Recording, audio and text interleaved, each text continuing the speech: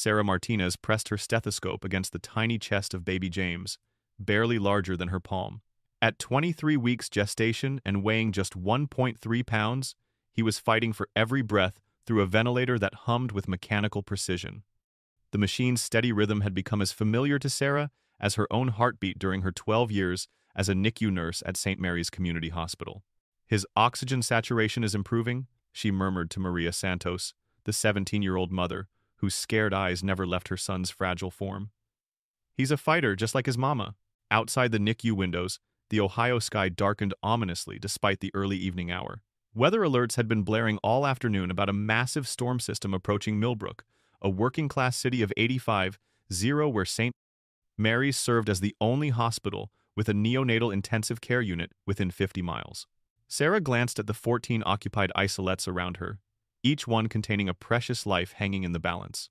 Twin boys born at 26 weeks shared the corner, their parents taking shifts to maintain the constant vigil that NICU families knew all too well. Near the window, a 24-week baby girl named Emma struggled at just 1.2 pounds, her parents having driven 3 hours from rural Kentucky when their local hospital couldn't handle her extreme prematurity. The sound of hurried footsteps interrupted Sarah's rounds.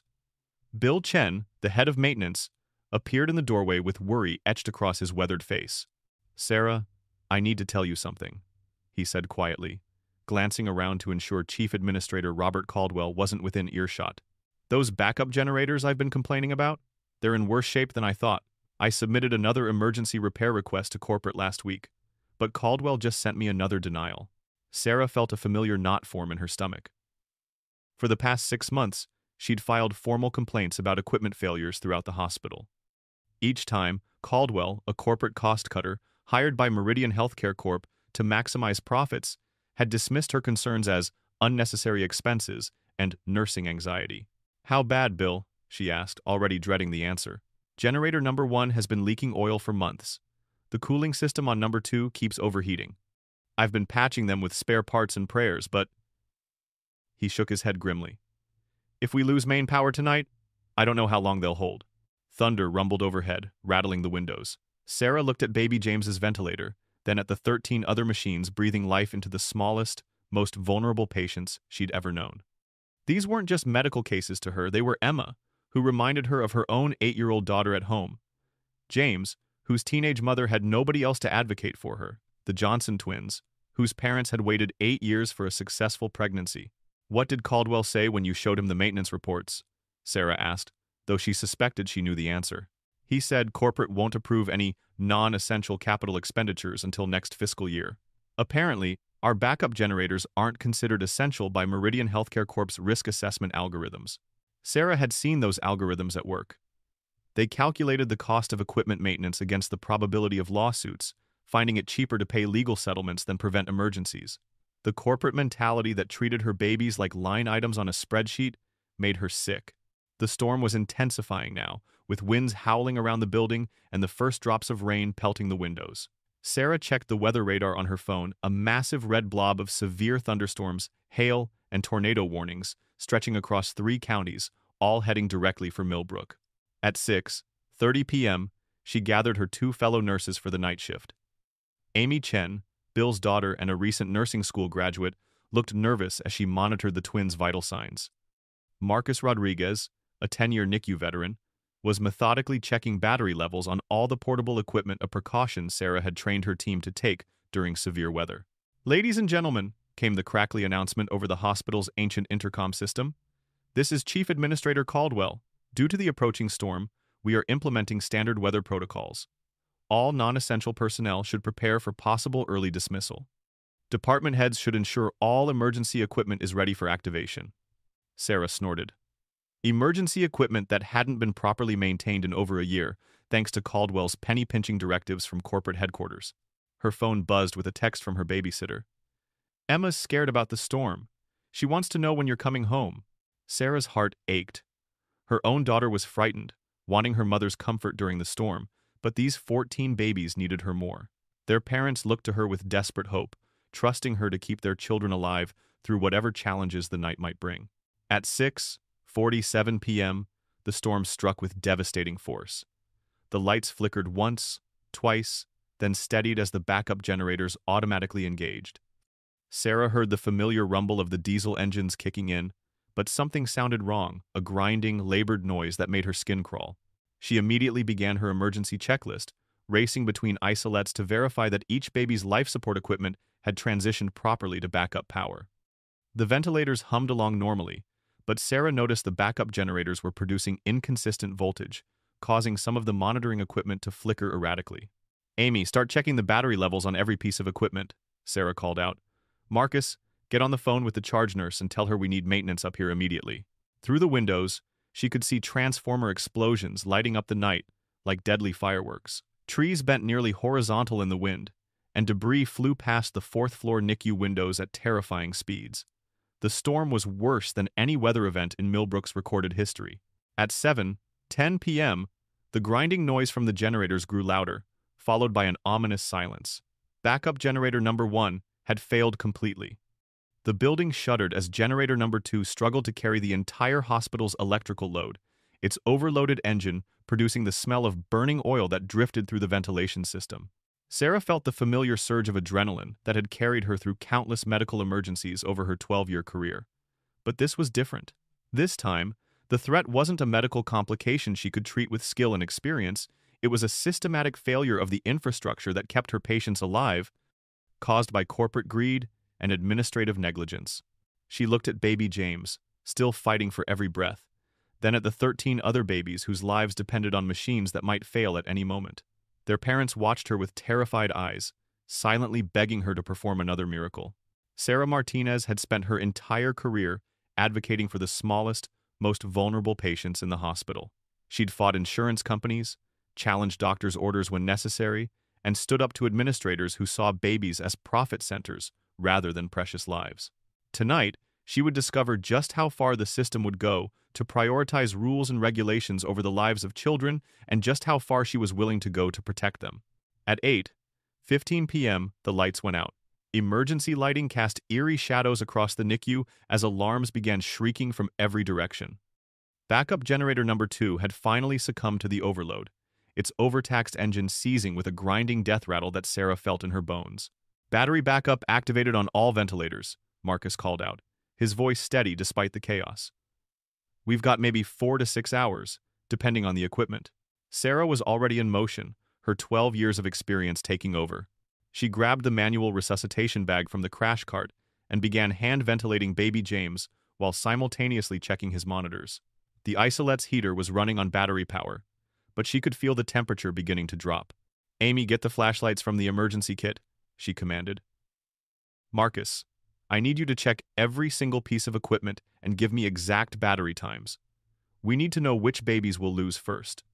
The words tasted bitter in her mouth, but Sarah had learned long ago that NICU nursing required brutal honesty about life and death decisions. She began performing rapid calculations in her head. 14 babies, various levels of critical support, limited battery power, and no idea when the generators might be repaired. The Johnson twins, born at 26 weeks, were on high-frequency ventilators that consumed more battery power than standard ventilators. Baby Emma, the 24-week Kentucky girl, needed continuous IV medication pumps that were also battery-dependent. 3 other babies required feeding pumps, warming devices, and monitoring equipment that would fail within hours. "Mrs. Santos," Sarah said gently to baby James's teenage mother, "I need you to call your family and tell them what's happening. We're going to do everything possible to keep James safe, but I want them to know." Maria Santos, barely older than Sarah's own daughter, nodded with tears streaming down her face. At 17, she was facing the possibility of losing her son not to his extreme prematurity, but to hospital equipment failure caused by corporate cost-cutting. Heavy footsteps echoed in the hallway outside the NICU. Security Chief Tommy Morrison burst through the doors, his flashlight beam sweeping across the room like a weapon. Morrison, a former police officer with an inflated sense of authority and zero medical knowledge, immediately appointed himself incident commander. "All right, people, listen up," Morrison bellowed. "I'm implementing emergency evacuation protocols. We need to get these babies out of here and transferred to other facilities immediately." Sarah looked up from baby James, incredulous. "Tommy, we can't move these babies. Most of them wouldn't survive transport, especially in this storm. We have 14 ventilator-dependent infants who—" "I don't want to hear excuses, Martinez," Morrison interrupted. "I've got liability issues to consider here. If something happens to these babies because we didn't follow proper evacuation procedures, the hospital could face lawsuits. My job is to minimize risk. Your job should be to keep these babies alive," Sarah snapped back. Moving 24-week preemies in hurricane. Force winds isn't minimizing risk, it's guaranteeing they'll die. Morrison stepped closer, his hand resting on his radio. "Are you refusing to follow direct orders from hospital security?" "I'm refusing to kill babies to make your paperwork look good," Sarah replied, never taking her hands off baby James's ventilator bag.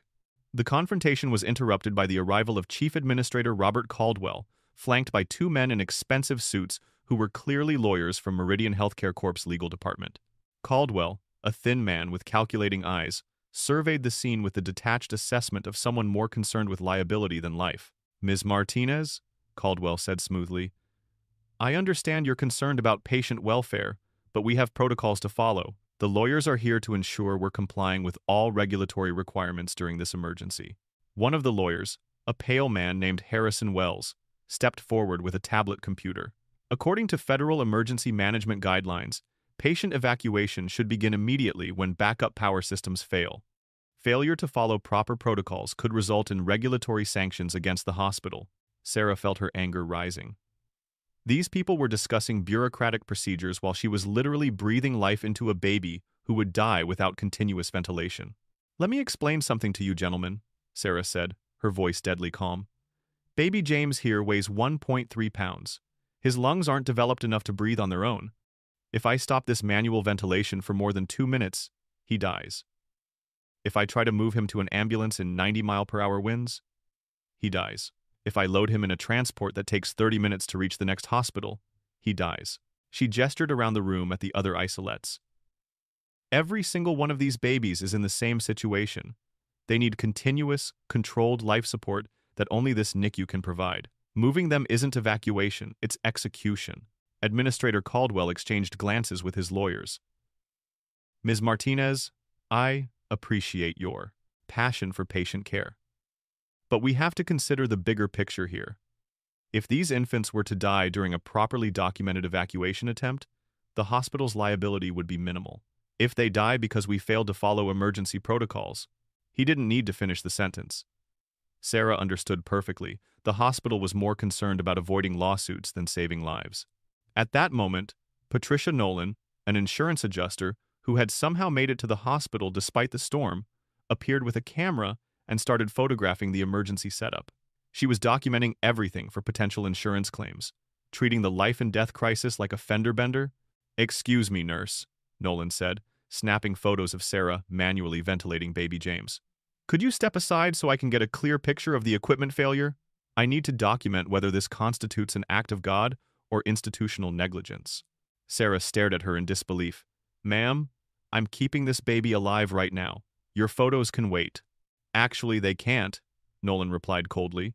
"Insurance documentation needs to occur in real time during the incident. Could you please move? Could you please get out of my NICU before I call security to remove you?" Sarah shot back. Security Chief Morrison smirked. "I am security, Martinez, and I'm ordering you to cooperate with the insurance investigation." The absurdity of the situation struck Sarah with full force. She was surrounded by bureaucrats, lawyers, administrators, and insurance adjusters, all of whom seemed more interested in protecting themselves than protecting the 14 helpless babies whose lives hung in the balance. Marcus Rodriguez appeared at her elbow. "Sarah, I've finished the battery assessment. We've got about 3 hours before the first ventilators start failing. The feeding pumps will go first, then the warming units, then the ventilators themselves. 3 hours." Sarah looked around the room at the babies who had become her life's work. In 3 hours, without intervention, some of them would begin to die while bureaucrats debated proper procedures. Amy Chen was crying quietly as she hand-ventilated one of the Johnson twins, the weight of responsibility overwhelming the young nurse. The parents stood helplessly nearby, watching strangers in suits discuss their children's fate like items on a corporate balance sheet. Sarah made a decision that would change everything. "I'm not abandoning these babies," she announced to the room. "I'm going to find every battery pack, every portable power source, every piece of backup equipment in this hospital. I'm going to jury-rig whatever systems I need to keep these babies alive until the power comes back on." Administrator Caldwell stepped forward, his voice taking on a threatening tone. Miss Martinez, if you proceed with unauthorized modifications to medical equipment, you could be held personally liable for any negative outcomes. The hospital won't protect you if something goes wrong. Sarah looked him straight in the eye. Mr. Caldwell, if I don't proceed with these modifications, babies will definitely die. If I do proceed, they have a chance to live. I became a nurse to save lives, not to protect corporate profits. She turned to Marcus and Amy. You don't have to stay. This could cost us our jobs, our licenses, everything. But I can't walk away from these babies. Marcus Rodriguez smiled grimly. I didn't become a NICU nurse to abandon premies when they need me most. I'm with you, Sarah. Amy Chen wiped her tears and nodded. These babies deserve better than bureaucratic bullshit. What do you need me to do? As Sarah began formulating her plan to save 14 lives with battery packs and determination, she had no idea that her actions would spark a national conversation about healthcare priorities, corporate responsibility, and the courage required to do what's right when the entire system is working against you. The longest night of her life was just beginning. By 9:30 p.m., Sarah had transformed the NICU into a battlefield of improvised life support.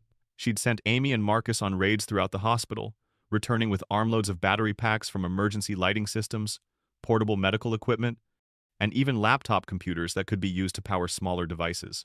Bill Chen had quietly slipped her several industrial battery packs normally used for emergency exit signs, whispering that he couldn't officially help, but wouldn't stop her from finding them in the supply closet. Together, they'd jerry-rigged power connections using medical tape, spare wiring, and an electrician's knowledge that wasn't technically supposed to be applied to life support equipment. Baby James was stable on his improvised power system, as were most of the other critically ill infants. Sarah had created a rotation schedule where she could manually ventilate the most unstable babies while the jury-rigged batteries kept the others going. It was exhausting, dangerous, and completely against hospital policy, but it was working. That's when Fire Marshal Kevin Bradley arrived. Bradley, a by-the-book bureaucrat with 23 years of experience enforcing fire codes, took one look at Sarah's improvised electrical setup and went ballistic. "What in the hell is this?" he demanded, shining his flashlight on the network of battery packs and improvised wiring that snaked between isolettes. "This is a massive fire hazard. You've got unauthorized electrical modifications throughout this entire unit." Sarah looked up from manually ventilating the Kentucky baby girl. "Marshal Bradley, these modifications are keeping 14 babies alive. The batteries are low-voltage medical grade, and we're monitoring everything continuously." "I don't care if you're monitoring it with the hand of God," Bradley shouted. "You're in violation of Fire Codes 12.3, 7, 15.2, 4, and 18.1. One regarding unauthorized electrical installations in healthcare facilities. I'm ordering you to disconnect all of this immediately." "If I disconnect this equipment, these babies will die," Sarah replied flatly. "If you don't disconnect this equipment, I'll have the fire department shut down this entire wing of the hospital." Bradley shot back. "Fire safety trumps everything else, including your little medical emergency here." Sarah felt her temper flaring. "My little medical emergency? Marshal, these are 14 human lives we're talking about, babies who weigh less than 3 pounds. They don't get a second chance if your fire codes kill them tonight." Bradley was already on his radio, calling for backup from the fire department. "I need a full inspection team at St. Mary's Hospital immediately. We've got a rogue nurse creating massive fire hazards in the NICU." Within 20 minutes, officers Jake Sullivan and Maria Rodriguez from the Millbrook Police Department arrived to maintain order and support the fire marshal's authority. Sullivan, a 15-year veteran with political ambitions, immediately sized up the situation as one where following orders from superiors would be more beneficial than thinking independently about what was right.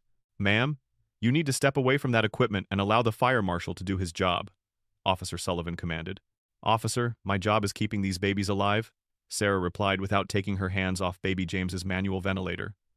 "The fire marshal's job should be keeping them safe, not killing them with bureaucracy." "Are you refusing to comply with a direct order from emergency services?" Sullivan asked, his hand moving toward his handcuffs. The surreal nature of the confrontation struck everyone present. Here was a police officer threatening to arrest a nurse for saving babies' lives because she was violating fire codes during a power emergency. At 12:30 a.m., the situation escalated dramatically when Angela Hampton, corporate vice president of risk management for Meridian Healthcare Corp., arrived with a full legal team. Hampton, a sharp-faced woman in an expensive suit that had somehow remained spotless despite the storm, surveyed the NICU with the calculating gaze of someone who saw liability calculations instead of human lives. "Ms. Martinez," Hampton said in a voice like ice, "I'm ordering you to cease these unauthorized activities immediately. You're operating outside the scope of your nursing license, creating potential liability for Meridian Healthcare Corp. And violating numerous regulatory standards." Hampton's legal team began setting up cameras and documentation equipment, treating the emergency like a deposition. The lead attorney, a man named Richard Blackwood, started interrogating Sarah while she was actively keeping baby James alive. "State your name for the record," Blackwood demanded. "I'm busy keeping this baby alive," Sarah replied through gritted teeth. "Answer the question or we'll have you removed from the premises," Hampton interjected. Sarah looked around the room in amazement. She was surrounded by lawyers, police officers, fire officials, administrators, and insurance adjusters, all of whom seemed more interested in protecting themselves than protecting the babies who were fighting for their lives just feet away. The final straw came at 1:15 a.m. when State Health Department Inspector Raymond Beck arrived. Beck, a thin man with wire-rimmed glasses and a clipboard that seemed permanently attached to his hand, began citing violations the moment he walked through the door. Violation of Health Code 247.13. Unauthorized modification of life support equipment, Beck announced, making notes. Violation of Section 189.7. Operation of medical devices outside manufacturer specifications. Violation of Section 298.2. Practicing nursing without proper administrative oversight during emergencies. Beck walked directly to baby Emma's isolette, where Sarah had rigged a laptop battery to keep the warming unit operational. Without hesitation, he reached for the power connection. "This equipment is operating in violation of state health codes and must be disconnected immediately," Beck declared. Sarah dropped the manual ventilator bag and physically blocked Beck from reaching the power cable. "If you disconnect that, this baby will start losing body temperature. At her weight and gestational age, hypothermia can kill her within an hour." "That's not my concern," Beck replied coldly. "My concern is regulatory compliance. This equipment is not properly documented, inspected, or approved for use in a healthcare facility." "Your concern should be keeping babies alive," Sarah exploded. Beck looked at her with complete indifference. "Miss Martinez, I have the authority to suspend this hospital's operating license immediately if these violations are not corrected. You have 30 seconds to step aside and allow me to restore regulatory compliance." The moment crystallized everything that was wrong with the healthcare system Sarah had dedicated her life to serving. Here was a government inspector who was literally trying to disconnect life support equipment from dying babies because the paperwork wasn't filled out properly. Officer Sullivan stepped forward. "Ma'am, you're interfering with a state health inspection. I'm going to have to place you under arrest if you don't step aside." Sarah looked around the room at the faces surrounding her. Fire Marshal Bradley with his clipboard of code violations. Corporate VP Hampton with her lawyers and liability concerns. Inspector Beck with his regulations and complete indifference to human life. Police officers with their handcuffs and orders to maintain bureaucratic order. And then she looked at the babies. Baby James, still fighting for every breath. The Johnson twins, whose parents were crying quietly in the corner. Baby Emma from Kentucky, whose teenage parents had driven 3 hours through the storm to be with her. 14 babies who had done nothing wrong except be born too early, now facing death not from medical complications but from corporate greed and bureaucratic heartlessness. In that moment, Sarah Martinez made a decision that would change her life forever. "I'm not moving," she announced to the room. "You'll have to arrest me while I'm keeping these babies alive. You'll have to drag me away from 14 dying infants to enforce your precious regulations. And when you do, I guarantee you that every news camera in the state will be here to record exactly what your priorities are." Inspector Beck reached for his phone. "I'm calling for additional law enforcement backup. We have a healthcare worker in direct violation of state health codes who is refusing to comply with regulatory authority." Fire Marshal Bradley was already on his radio. "I need additional fire department personnel to forcibly disconnect unauthorized electrical equipment in the St. Mary's Hospital NICU," Corporate VP Hampton whispered urgently to her legal team. "Document everything. We need evidence that the hospital attempted to comply with all regulatory requirements and that this nurse acted independently against corporate policy." Officer Sullivan approached Sarah with handcuffs in hand. "Ma'am, I'm placing you under arrest for interfering with emergency services, reckless endangerment, and failure to comply with lawful orders." Sarah looked down at baby James, whose tiny chest rose and fell with each squeeze of the manual ventilator bag, then around the room at the other 13 babies whose lives hung in the balance. "Do what you have to do," she said quietly. "But I'm not abandoning these babies to die for your bureaucracy." As Officer Sullivan reached for Sarah's arm, preparing to arrest her for the crime of saving babies' lives, the confrontation that had been building all night was about to reach its breaking point. At 2:45 a.m., Sarah Martinez found herself in a standoff that would have been unthinkable 12 hours earlier. She stood with her back pressed against baby James's isolette, manually ventilating the 1.3-pound infant while Officer Sullivan held handcuffs just inches from her wrists. "Last chance, ma'am," Sullivan said, his voice betraying some uncertainty as he looked at the baby Sarah was keeping alive. "Step away from the equipment and allow the state inspector to do his job." Sarah looked into baby James's tiny face, then at Inspector Beck, who stood with his hand on the power cable that kept baby Emma's warming unit operational. "Officer Sullivan, if you arrest me right now, at least 3 of these babies will die within the hour. Is that really the hill you want your career to die on?" The question hung in the air like a challenge. Sullivan glanced around the room at his superiors, the corporate lawyers, the fire marshal, and the inspector, all of whom were nodding for him to proceed with the arrest. Then he looked at the parents, who were watching with expressions of absolute horror as they realized their babies' lives were about to be sacrificed for bureaucratic compliance. Corporate VP Angela Hampton stepped forward, sensing Sullivan's hesitation. "Officer, this nurse is creating liability exposure for everyone involved. If these infants die during her unauthorized treatment, she could be held criminally responsible. If they die during proper regulatory procedures, the responsibility lies with the medical condition, not with any individual or institution." Sarah stared at Hampton in disbelief. "You're actually saying out loud that you'd rather have babies die during proper procedures than live through improper ones?" "I'm saying that following established protocols protects everyone from legal consequences," Hampton replied with chilling clinical detachment. Inspector Beck nodded in agreement. "Regulatory compliance exists for a reason, Ms. Martinez. You can't simply ignore state health codes because you think you know better than decades of established safety standards." "Safety standards?" Sarah's voice rose to nearly a shout. "Your safety standards are about to kill 14 babies. How is that safer than keeping them alive with battery packs?" At that moment, Maria Santos, baby James's 17-year-old mother, stepped forward with tears streaming down her face. "Please," she begged the room full of officials. "Please don't let my baby die because of paperwork. He's all I have in the world." Inspector Beck barely glanced at the teenage mother. "Ma'am, I understand your emotional distress, but regulatory procedures aren't subject to individual circumstances. This equipment must be disconnected, regardless of the outcome." The callousness of the statement shocked even some of Hampton's corporate lawyers. Here was a government official dismissing a mother's desperate plea to save her child's life because forms hadn't been filled out properly. Sarah felt the weight of exhaustion beginning to overwhelm her. She'd been manually ventilating babies and monitoring improvised life support systems for over 6 hours.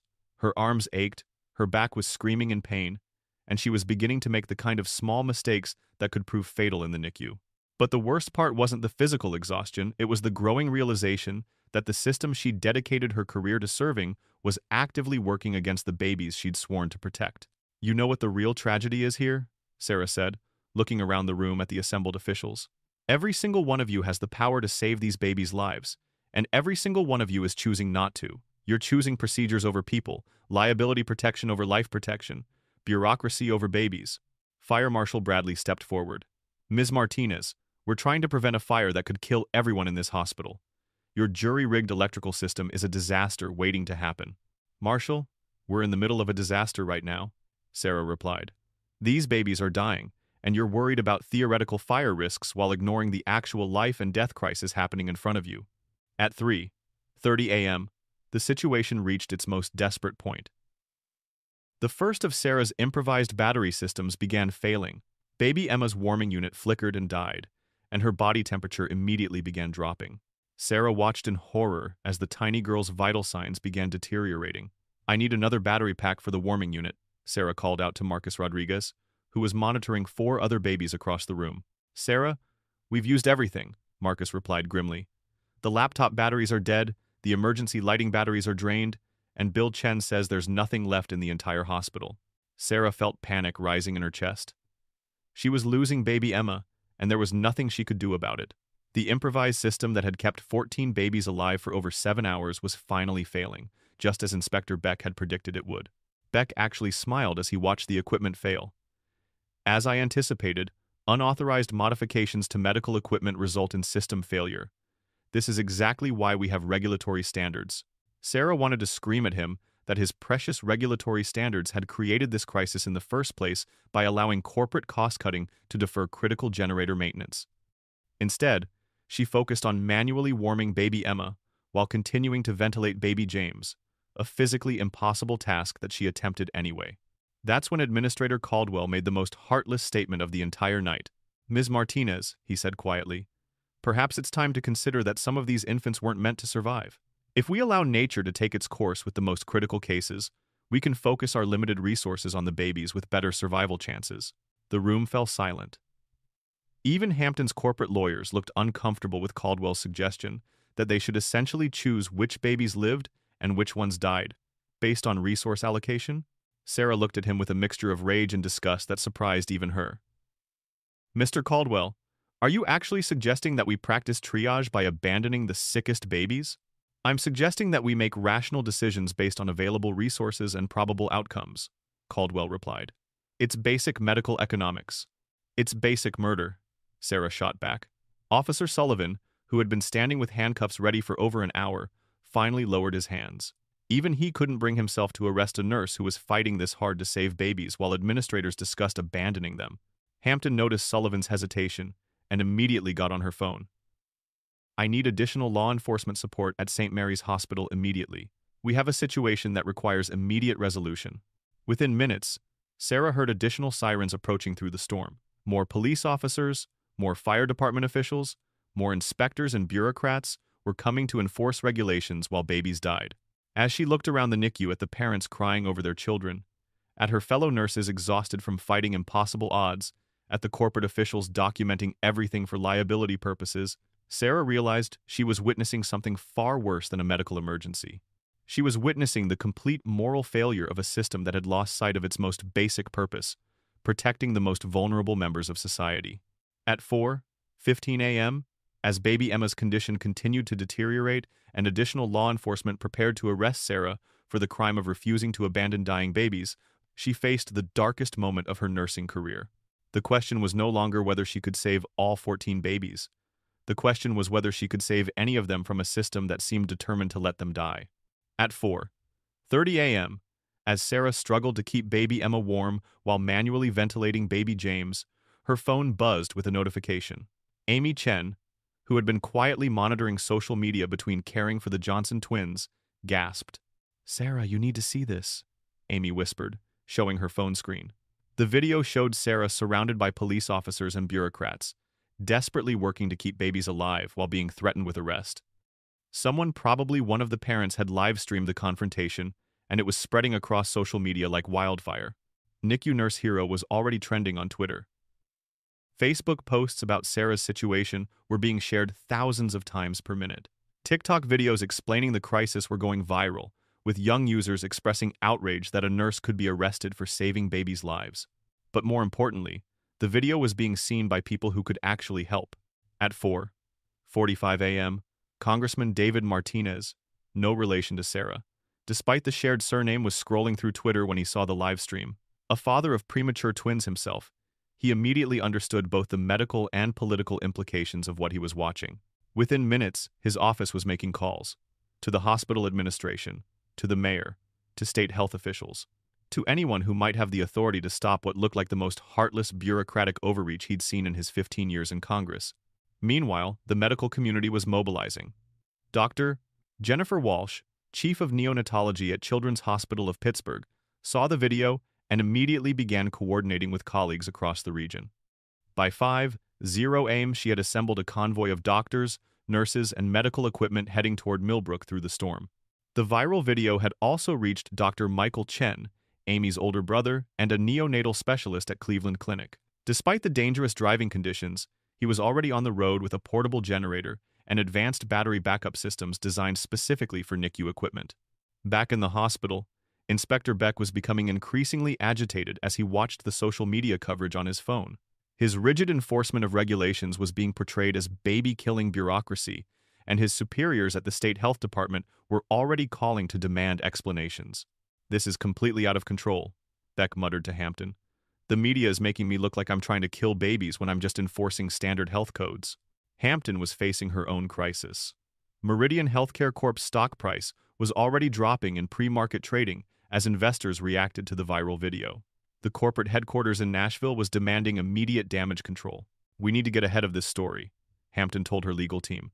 "Position this as a rogue nurse endangering patients against proper medical protocols." But the PR battle was already lost. Parents of former NICU babies were sharing their own stories, explaining how Sarah had saved their children over the years. Current NICU families from other hospitals were posting videos of their own babies on life support, helping people understand exactly what Sarah was fighting to protect. At 5:15 a.m., Mayor Patricia Williams finally arrived at the hospital. Williams, a career politician who had spent the storm safely at home, took one look at the media circus outside and realized her political career was on the line. "What's the situation?" she demanded of Administrator Caldwell. Caldwell, still more concerned about corporate liability than babies' lives, began explaining the regulatory violations and the need to follow proper emergency procedures. Williams cut him off. "Are babies currently dying because of power failures? Well, they're at risk, but are they dying right now, yes or no? The nurse claims they'll die without her interventions, but..." Williams didn't wait for the complete answer.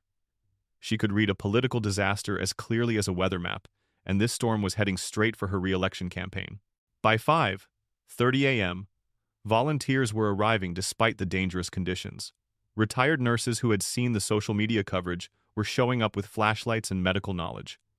Local electricians were bringing portable generators and battery packs. Even teenagers from the community were arriving with cell phone chargers and portable power banks, anything that might help keep the babies alive.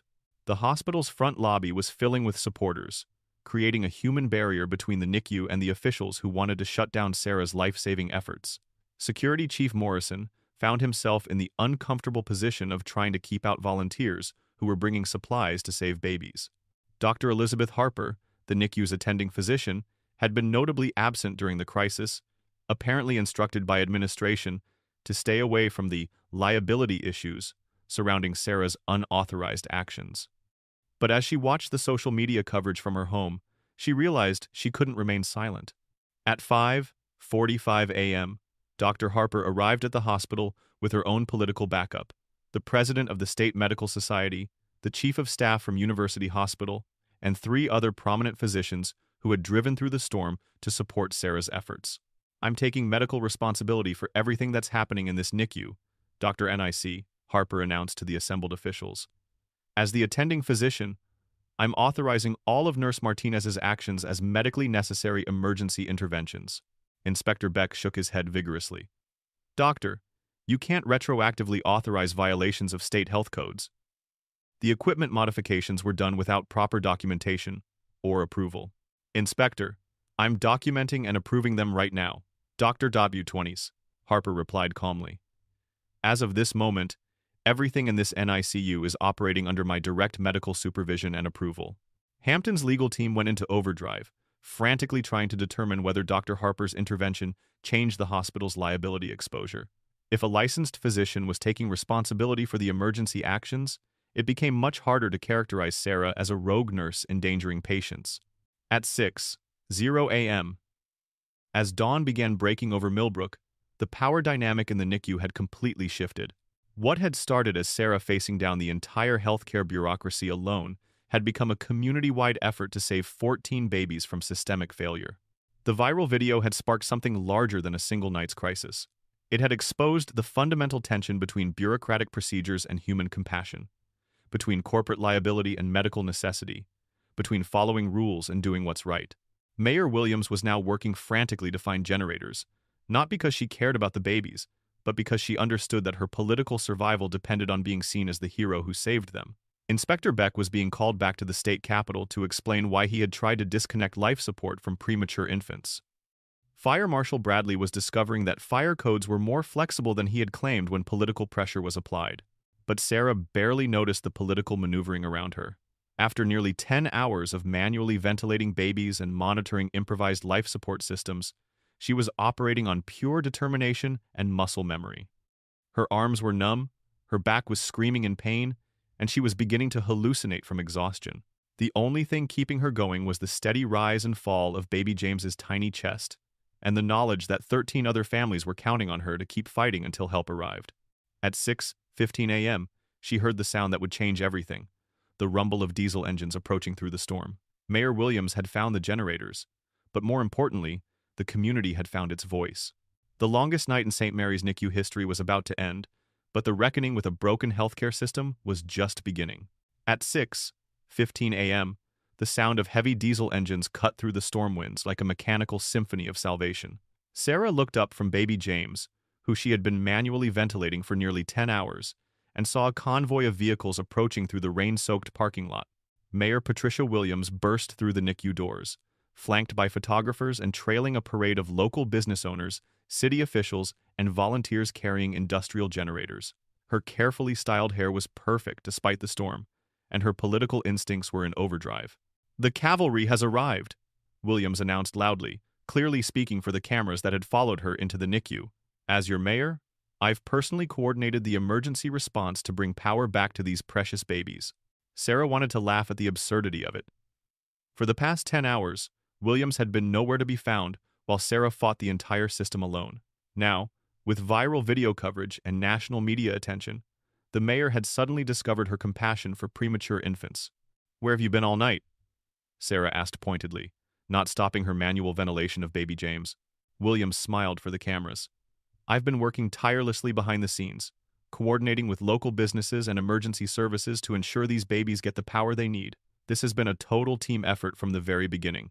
Behind Williams, 3 volunteer electricians were already wheeling industrial generators through the hospital hallways. Tom Rodriguez, owner of Rodriguez Electrical, had donated a 50-kilowatt generator from his construction company. Janet Park, who ran a landscaping business, had brought 2 portable generators normally used for outdoor events. Even the local Home Depot had opened early to provide extension cords, power strips, and electrical supplies. Marcus Rodriguez, no relation to Tom, helped guide the electricians toward the NICU power junction boxes. After 10 hours of watching Sarah fight bureaucratic obstacles, he was eager to see actual problem-solving instead of problem-creating. "How long to get us back online?" Sarah asked Tom Rodriguez as he examined the hospital's electrical systems. "Give me 30 minutes, and I'll have you running better than you were before the storm," Tom replied. "These generators are commercial grade. They'll handle anything your NICU can throw at them."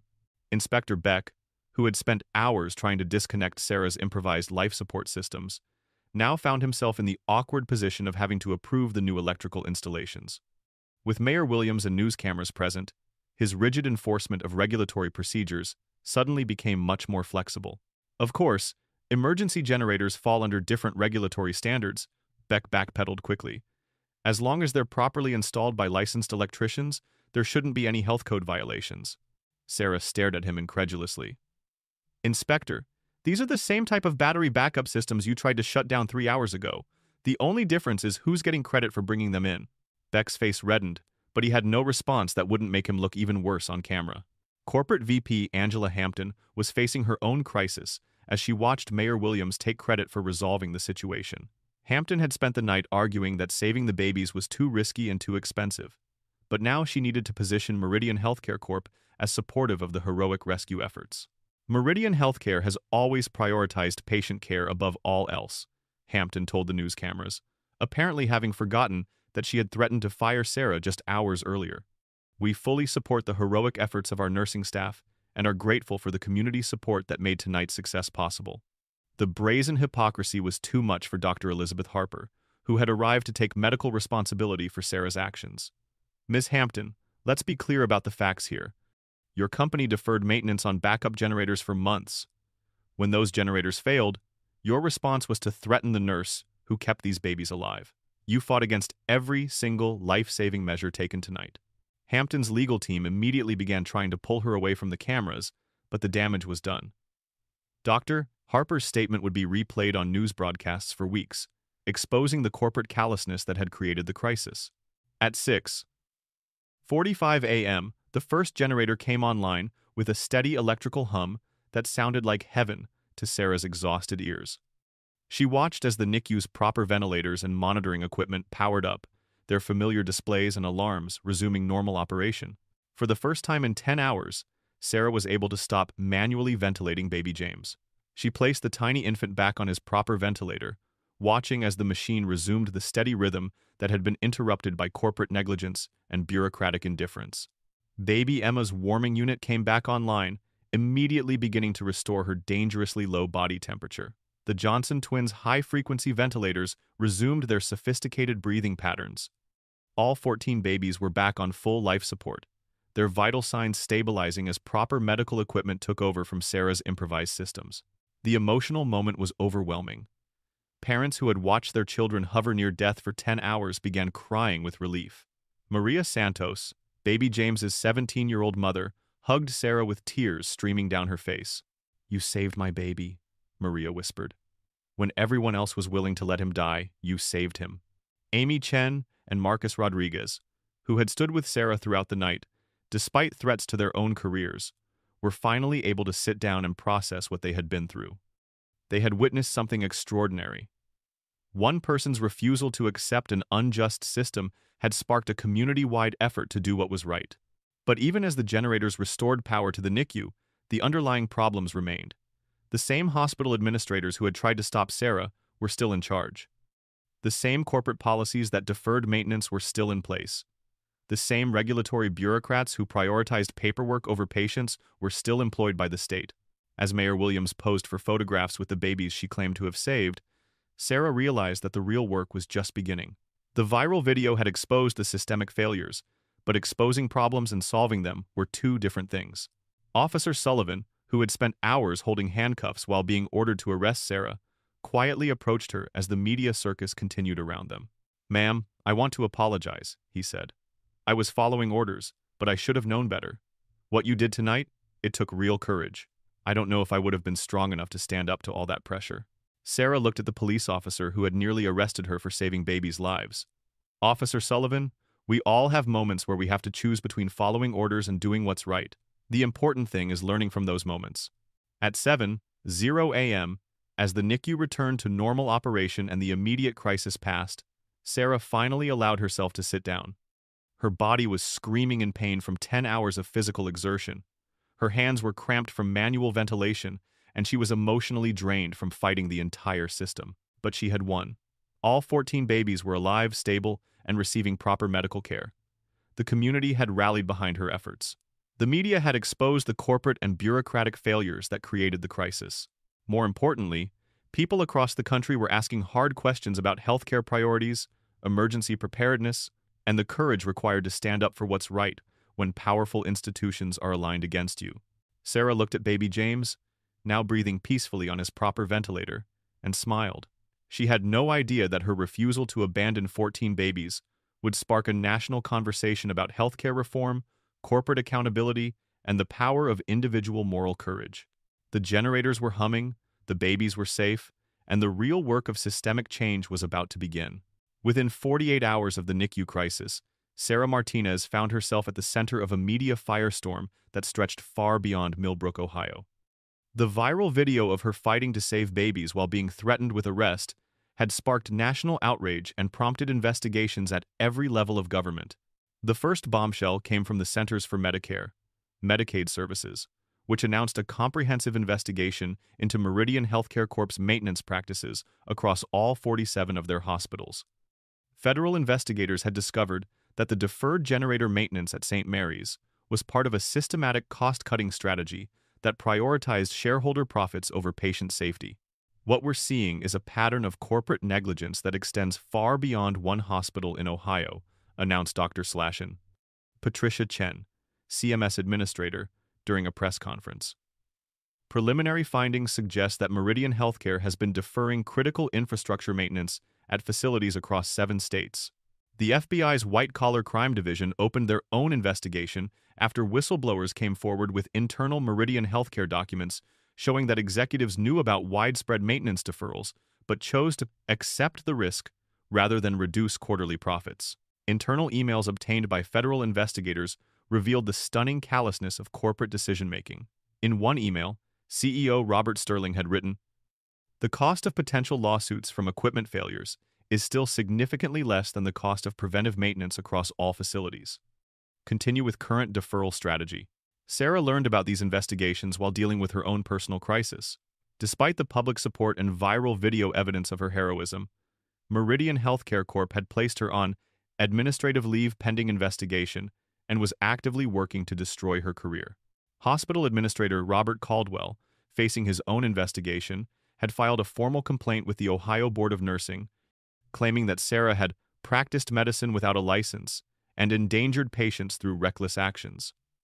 The complaint sought to permanently revoke Sarah's nursing license, which would end her career in healthcare. Corporate VP Angela Hampton had hired one of Cleveland's most expensive law firms to build a case against Sarah, hoping to deflect attention from corporate failures by portraying her as a rogue nurse who had violated established protocols. Their strategy was to argue that proper evacuation procedures, even if they resulted in infant deaths, would have been legally defensible, while Sarah's successful life-saving efforts were unauthorized and dangerous. The legal attacks on Sarah sparked an even larger public backlash.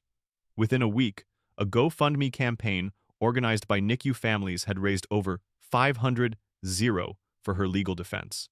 The American Nurses Association pledged their top attorneys to fight the nursing board complaint. Medical malpractice lawyers were lining up to take her case pro bono, seeing it as an opportunity to challenge corporate healthcare's prioritization of liability over lives. Dr. Michael Harrison, one of the country's leading experts in neonatal medicine, volunteered to serve as Sarah's expert witness. What Nurse Martinez did that night represents the highest standards of nursing care, Dr. Harrison testified before the nursing board. She assessed a critical situation, improvised life-saving interventions, and successfully maintained the lives of 14 extremely vulnerable infants. Any attempt to punish her for this heroic action is an attack on the fundamental principles of healthcare.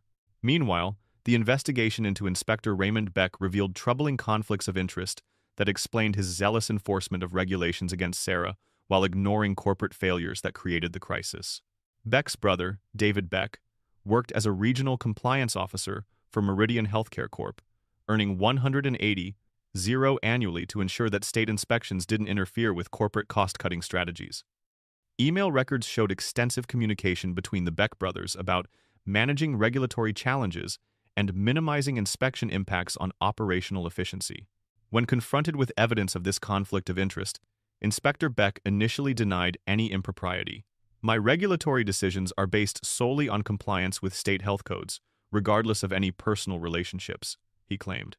However, investigators discovered that Beck had consistently given Meridian healthcare facilities preferential treatment during inspections, overlooking maintenance issues that he would have cited at nonprofit hospitals. His removal from the inspector position came after mounting evidence that he had been essentially working for the corporation he was supposed to regulate. Fire Marshal Kevin Bradley faced his own reckoning as investigators examined his claim that Sarah's improvised battery systems posed unacceptable fire risks.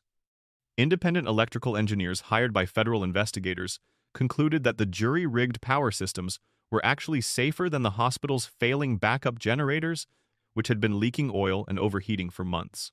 Nurse Martinez's emergency electrical modifications were textbook examples of safe, low-voltage medical power backup, testified Dr. Jennifer Walsh, a biomedical engineering expert from Johns Hopkins University. Marshal Bradley's attempt to disconnect these systems would have directly caused infant deaths to prevent a theoretical fire risk that didn't actually exist. Bradley's inflexible enforcement of fire codes, regardless of medical necessity, became a case study in bureaucratic overreach. He was eventually demoted after an internal review found that he had prioritized regulatory compliance over public safety. Administrator Caldwell's downfall came swiftly once investigators gained access to his correspondence with Meridian Healthcare corporate headquarters. Email records showed that he had been explicitly instructed to defer all maintenance expenses that weren't legally mandated, even when maintenance staff warned about critical system failures. In one particularly damning email exchange, Caldwell had written to corporate headquarters, "Maintenance is requesting emergency generator repairs again. The estimated cost is $85,000, which would impact this quarter's profit targets. Previous risk analysis suggests we can defer this maintenance for another fiscal year." Corporate headquarters had replied, "Approved. Continue deferring non-mandated maintenance expenses. Legal has confirmed that proper documentation of emergency procedures will limit liability exposure if equipment failures occur. Caldwell was terminated within 2 weeks of the NICU crisis, but not before investigators discovered similar maintenance deferrals throughout the hospital. The cardiac catheterization lab's backup power was also failing. The emergency room's backup generators were in similar disrepair. The operating room's emergency lighting systems hadn't been serviced in over 18 months. Corporate VP Hampton's damage control efforts backfired spectacularly when leaked audio recordings revealed her true priorities during the crisis. In a phone call with corporate headquarters during the emergency, Hampton could be heard saying, "The babies are probably going to die anyway given their gestational ages. Our focus needs to be on documentation showing that we followed proper procedures. If they die during authorized evacuation attempts, we're protected. If they die during unauthorized interventions, the nurse is liable." The audio, which was somehow obtained and leaked to media outlets, destroyed any remaining credibility Hampton or Meridian Healthcare Corp might have retained. Stock prices fell another 12% as investors realized the full extent of the company's callousness toward patient welfare. Public pressure forced congressional hearings on corporate healthcare accountability. Sarah was invited to testify before the House Subcommittee on Healthcare, where she delivered powerful testimony about the systematic failures that had endangered 14 innocent babies. Members of Congress, what happened at St. Mary's Hospital wasn't an isolated incident, Sarah testified. It was the predictable result of a healthcare system that prioritizes corporate profits over patient lives. When hospitals are run like businesses focused on quarterly earnings rather than healing institutions focused on human welfare, patients suffer. Her testimony, broadcast live on C-SPAN and shared millions of times on social media, galvanized public opinion in favor of healthcare reform and corporate accountability measures. The investigations had exposed something far more troubling than one night's crisis. They had revealed a systematic failure of oversight that allowed corporate healthcare companies to endanger patients, while regulators looked the other way, and bureaucrats enforced rules that protected institutions rather than people. As Sarah prepared for her legal battles against the nursing board complaint and corporate retaliation, she realized that her fight to save 14 babies had become a fight to save the soul of American healthcare itself. The federal investigation into Meridian Healthcare Corp revealed a web of systemic corruption and negligence that shocked even experienced healthcare regulators. What had started as a single night's crisis in Millbrook, Ohio, uncovered a nationwide pattern of corporate healthcare companies prioritizing shareholder profits over patient safety. Congressional investigators, led by Senator Elizabeth Warren and Congressman David Martinez, discovered that Meridian's cost-cutting strategies were industry-standard practices. 47 hospitals across 7 states had implemented similar maintenance deferral programs, postponing critical infrastructure repairs to meet quarterly profit targets demanded by Wall Street investors. The deferred maintenance scandal extended far beyond backup generators. Hospitals were postponing elevator repairs, HVAC system maintenance, fire suppression system updates, and emergency communication equipment servicing. In Texas, a Meridian hospital's emergency surgery power had failed during a heart operation. In Florida, their main elevator had been broken for 6 months, forcing cardiac patients to use freight elevators to reach specialized care units. What we're witnessing is the complete financialization of healthcare, testified Dr. Robert Chen, former Meridian healthcare executive turned whistleblower, before Congress. Hospitals that were once healing institutions governed by medical ethics have become profit centers governed by shareholder returns. Patient safety has become a cost center to be minimized rather than a sacred obligation to be protected. Internal corporate documents revealed that Meridian Healthcare had hired consulting firms to calculate the optimal level of patient risk that would maximize profits without triggering excessive lawsuits. One particularly damning PowerPoint presentation, titled Optimizing Risk-Adjusted Profit Margins, contained a slide that read, "Preventive maintenance costs 2.3 M annually per facility. Average wrongful death settlements cost 1.7 M per incident. Recommendation: accept calculated risk exposure." The investigation exposed similar calculations across multiple corporate healthcare chains.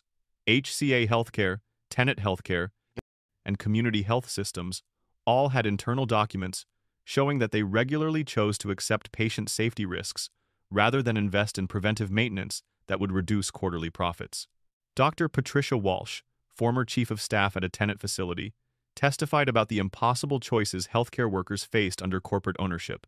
We were constantly being told to do more with less, to cut costs while maintaining quality, to prioritize efficiency over everything else. When you're running a hospital like a factory focused on production metrics rather than patient outcomes, people suffer. The regulatory capture that allowed this corporate negligence to continue unchecked was equally shocking.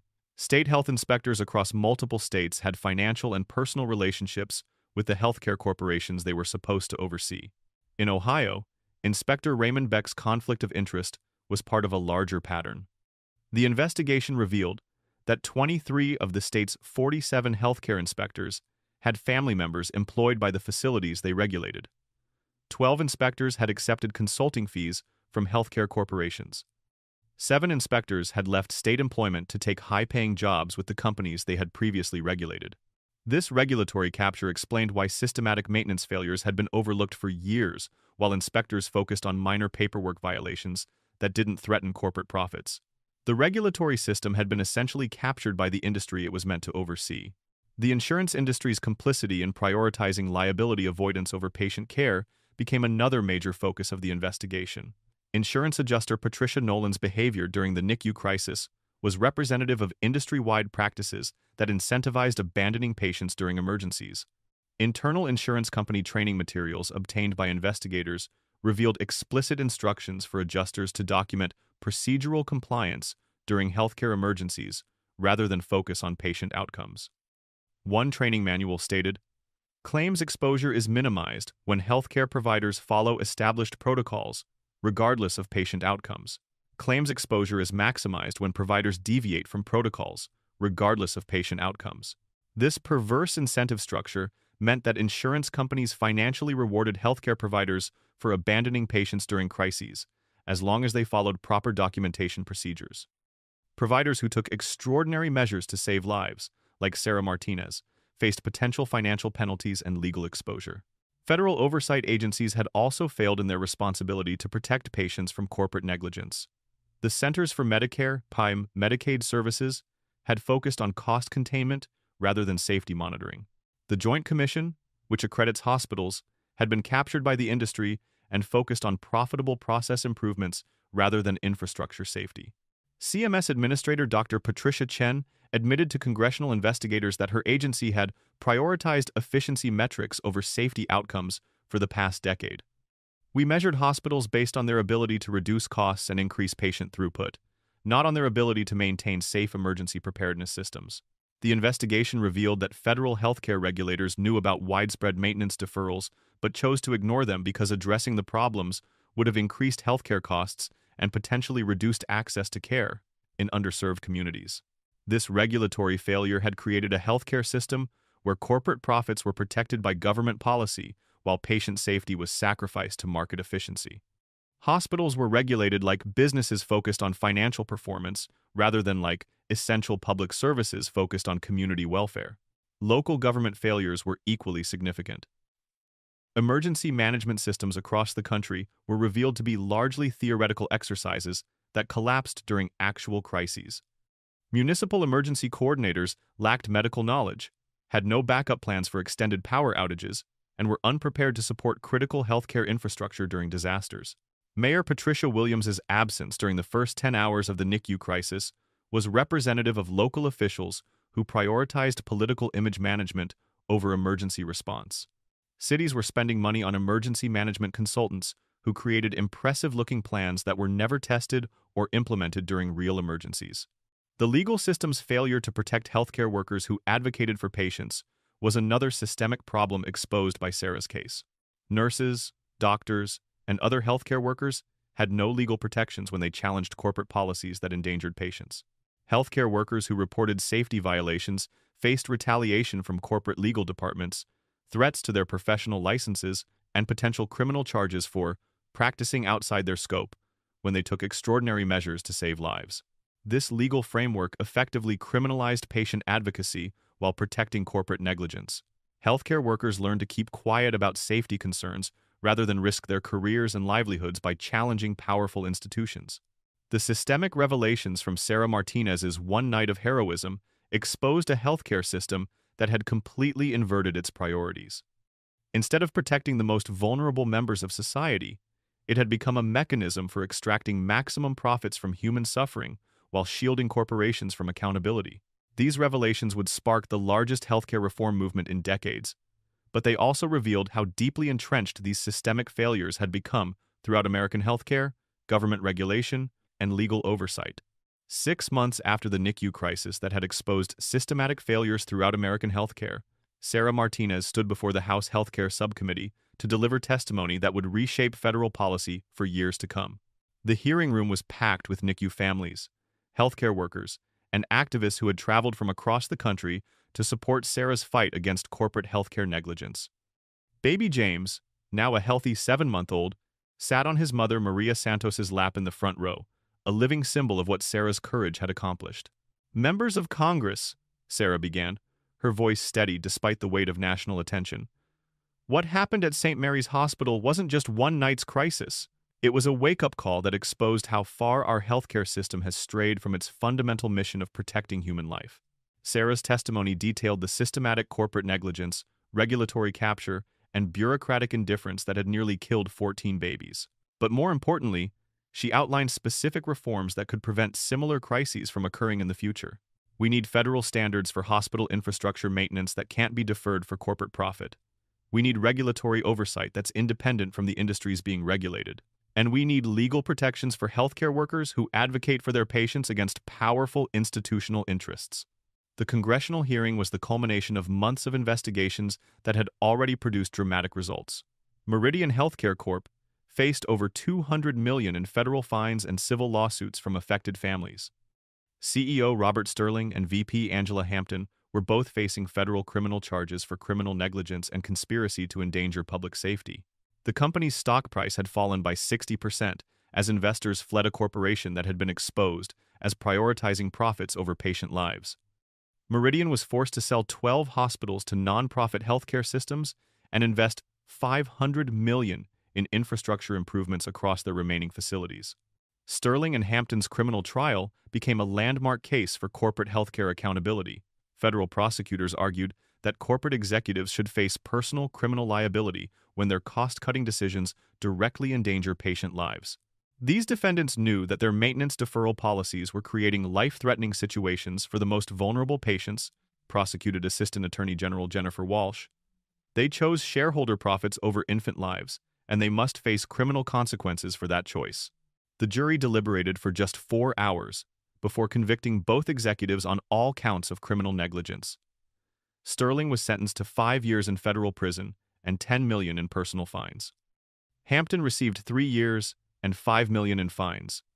The sentences sent shockwaves through the corporate healthcare industry. Meanwhile, Sarah's legal battles had resolved in complete vindication. The Ohio Board of Nursing not only dismissed all charges against her, but issued a formal commendation recognizing her extraordinary dedication to patient care under impossible circumstances.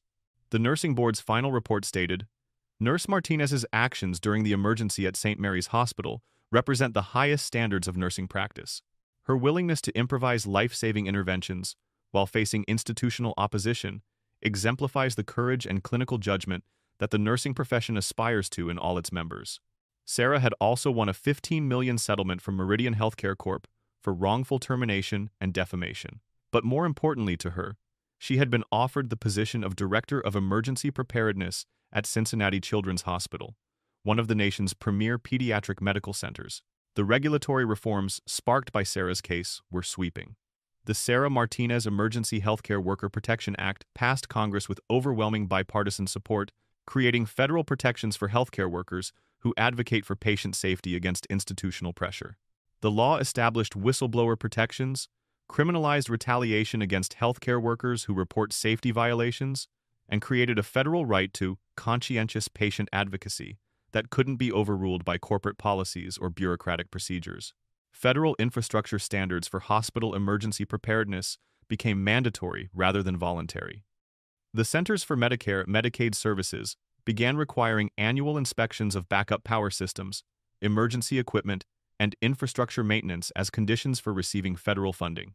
Corporate healthcare executives became personally liable for patient safety violations, with criminal penalties for negligence that endangered lives. The new regulations required hospital executives to personally certify that infrastructure maintenance had been completed, making them criminally liable if they prioritized profits over safety.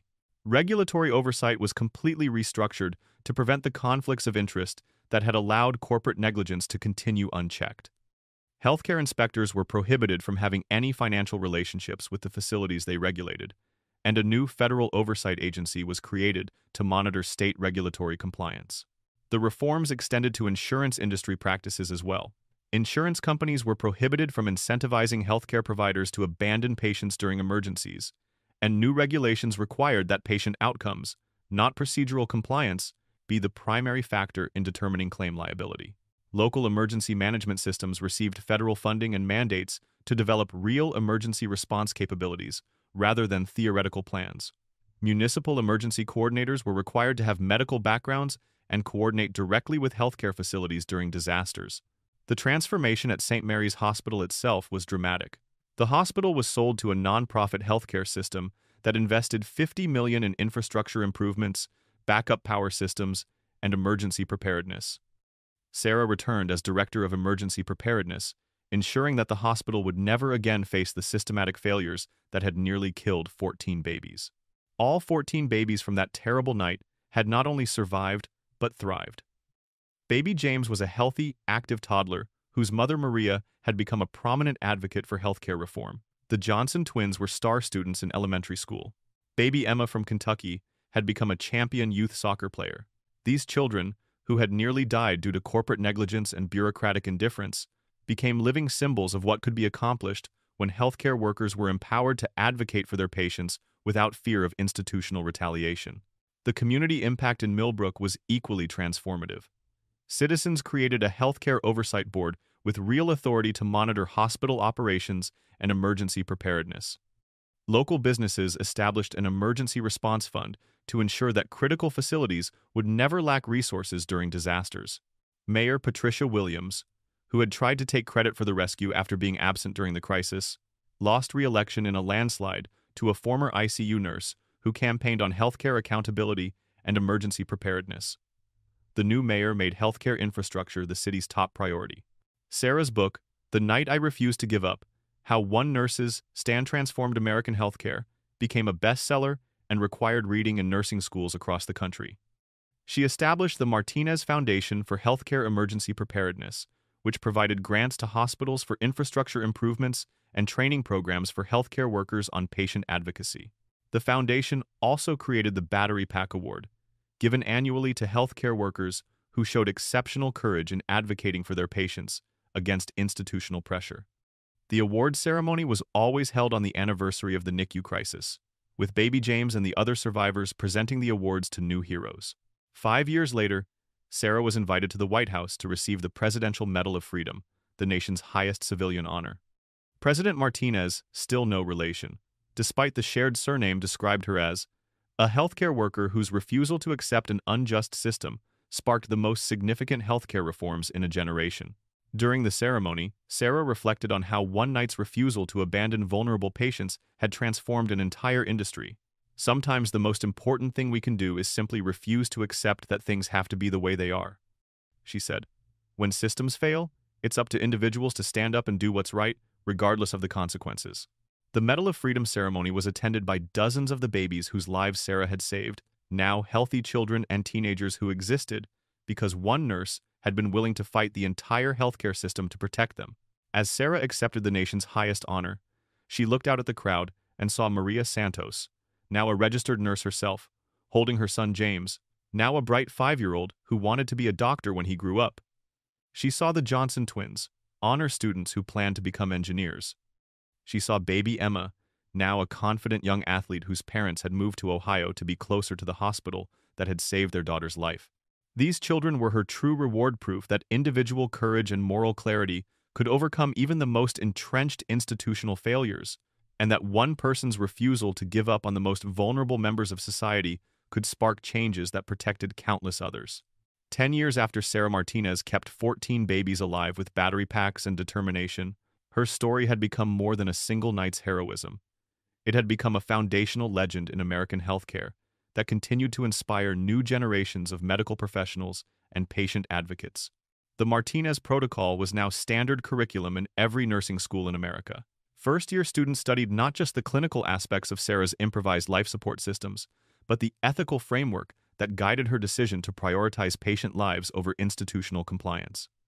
Medical schools had created entire courses around the case study, examining the intersection of medical ethics, corporate responsibility, and individual moral courage. At Cincinnati Children's Hospital, where Sarah now served as chief of emergency preparedness, her office walls were covered with photos of her babies, not just the original 14 from that night, but the thousands of infants whose lives had been saved by the systemic changes her actions had sparked. Baby James, now 10 years old and a straight-A student, visited Sarah every year on the anniversary of the crisis. His mother, Maria, had completed nursing school and worked as a NICU nurse herself, dedicating her career to the same babies Sarah had fought to protect. Nurse Sarah taught me that sometimes breaking the rules is the most important thing you can do, Maria often told new nursing students. But you have to be willing to face the consequences of doing what's right. The Johnson twins, now freshmen in high school, had both decided to pursue careers in biomedical engineering, inspired by the improvised electrical systems that had kept them alive. Their parents had become prominent advocates for healthcare infrastructure funding, ensuring that other families would never face the systematic failures that had nearly killed their children. Baby Emma, the tiny girl from Kentucky who had nearly died when her warming unit failed, was now a confident teenager who played varsity soccer and planned to become a pediatrician. Her parents had moved to Ohio to be closer to Sarah and the hospital that had given their daughter life, and they had established a scholarship fund for nursing students who demonstrated exceptional patient advocacy. The systemic changes sparked by Sarah's actions had transformed American healthcare in ways that continued to evolve. Corporate healthcare companies could no longer defer infrastructure maintenance for profit, thanks to federal regulations that required personal executive certification of safety systems. Hospital executives who falsified safety reports faced criminal prosecution under laws named after the babies Sarah had saved.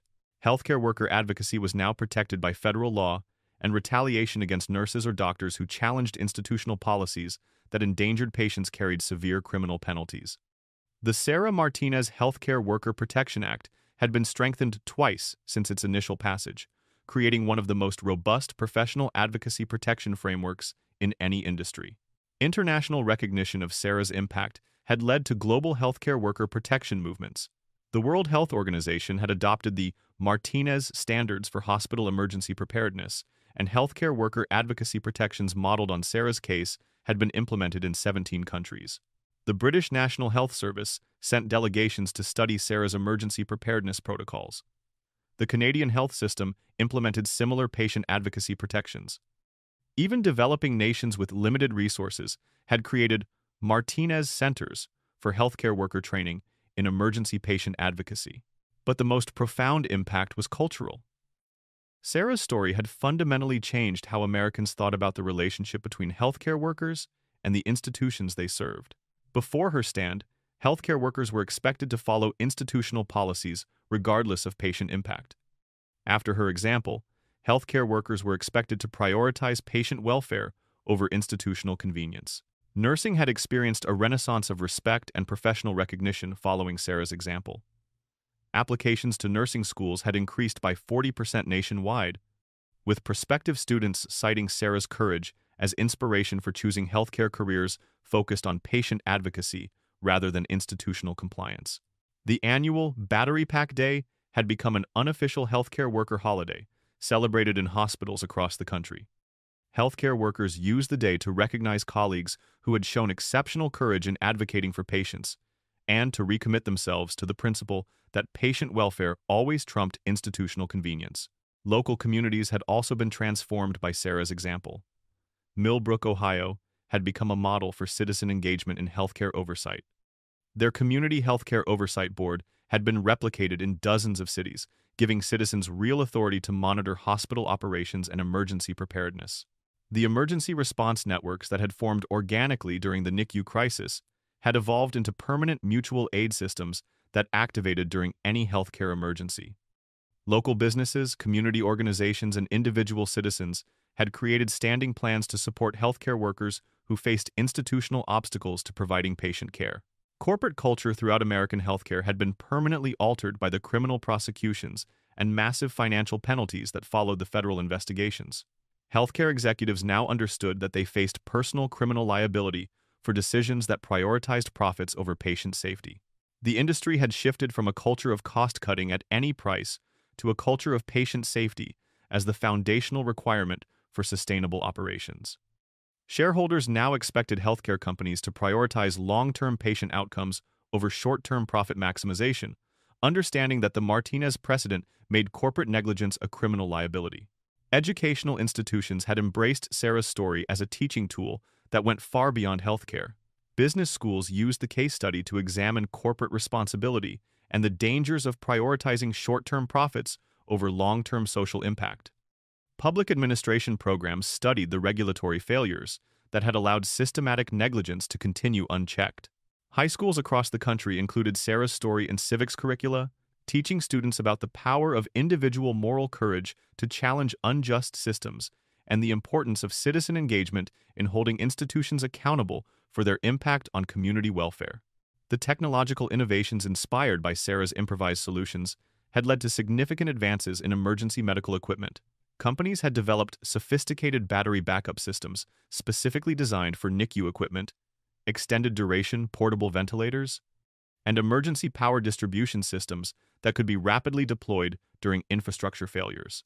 These innovations, dubbed Martinez technologies by the medical device industry, had saved thousands of lives in hospitals around the world during power emergencies, natural disasters, and infrastructure failures. Sarah's desperate improvisation had become the foundation for an entire industry focused on emergency medical preparedness. The political impact had been equally lasting. Healthcare infrastructure had become a permanent priority in federal budgeting, with the Martinez standards requiring regular investment in hospital emergency preparedness systems. Political candidates at every level were expected to have detailed healthcare accountability platforms, and voters had learned to prioritize healthcare infrastructure alongside traditional concerns like education and transportation. But perhaps the most important legacy was inspirational.